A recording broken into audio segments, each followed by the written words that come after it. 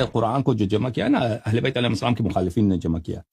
اچھا سورہ آل عمران وہ تو اس کو برداشت نہیں کرتے تھے نا کہ اس میں اہل بیت علیہ السلام کی کوئی ایسی بات ہو. جی جی جی اچھا جی وہ آپ نے وہ بھی کلپ سنا ہے؟ میں نے پورا قرآن میں آپ نے دیا ہے نا وہ جو جلایا عثمان. ابھی میں نے پورا اس پہ میں نے کچھ کہنا ہے قرآن کے متعلق ابھی مجھے موقع نہیں ملا ہے. اس میں میرے پاس بہت تفصیل ہے. اچھا میں آپ کو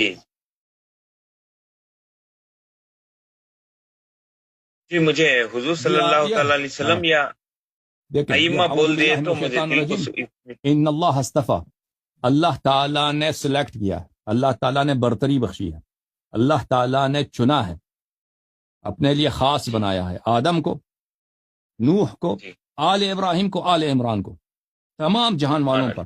تو ہمارے نبی صلی اللہ علیہ وسلم کا کیوں ذکر نہیں؟ ان سب سے تو افضل ہے.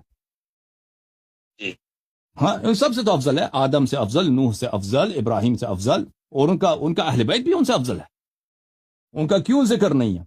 تو ہمارے احادیث میں ہے کہ یہ آیت اس طرح تھی، روایات میں آپ کو دکھاؤں. ان اللہ اصطفى آدم ونوحا وآل ابراہیم وآل عمران وآل محمد علیہ السلام علی العالم. آیت اس طرح تھی، عثمان وغیرہ نے ان لوگوں نے بس وہ کیا کر دیا، یہ ان لوگوں کی خیانت ہے. ٹھیک ہے نا، آیت اس طرح تھی، آیت کا نزول اس طرح تھا. جی ہاں. اور مزید